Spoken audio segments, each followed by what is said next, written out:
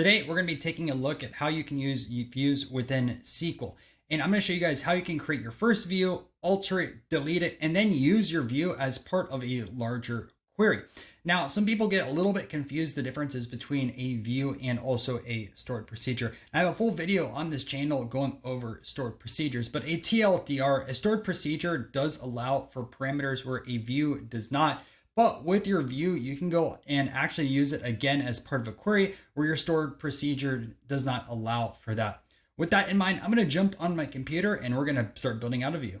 So the query that we're going to use on our view is right over here. I built this out in my 3 tables SQL video. You can check that out if you want, but I'll still explain how we use this. So essentially this is printing out the store name, product name, quantity, and also order date, some information that stakeholders would want to have. And the reason why we have 3 tables, if we go to this product distribution table and just do a select star from it, which I already have this written down over here, you can see we have an order number, store ID, product ID, quantity, and order date.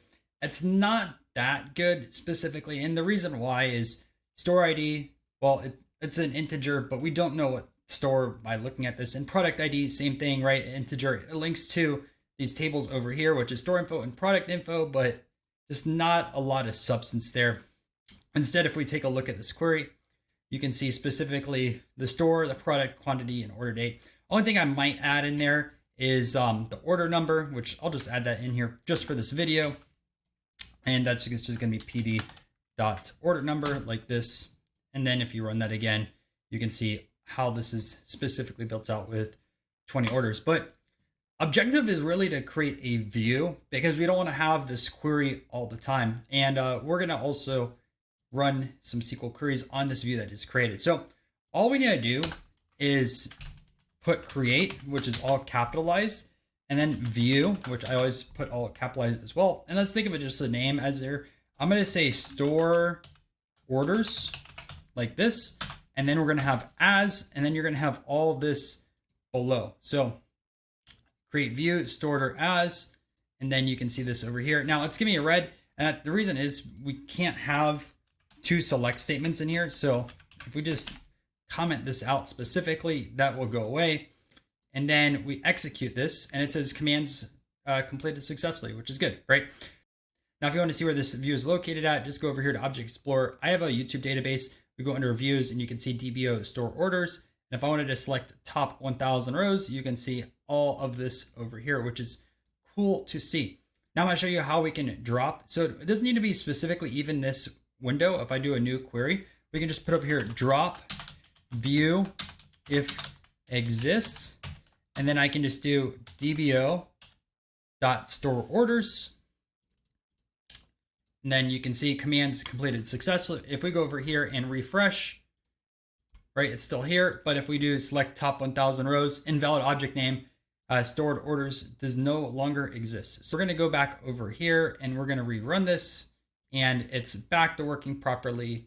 And if we select these top 1000 rows, boom, working. So specifically, you could do that. You could also go over here technically and just delete the view over here if you really wanted to. So delete view, right?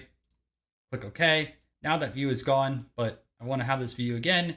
And we just did that. And if we go back over here, DBO store orders, we'll just do a select star from DBO.store orders. And you can see that this view is working properly. And before we start querying with this view, I also want to show you how you can alter it. So kind of like how we altered stored procs, instead of create over here, we can just do alter view. And then let's say, for example, I just didn't want to have this PD order num. So I can just do like this and remove that on this side of things and then just execute it over here and commands completed successfully. So we have the select star. Let's run it again. And then you can see the order number is gone. I want to have this order num on here. So we're just going to delete out that comment, select all this again, alter the view, and commands completed successfully. That is working properly. So let's now actually query from our specific view.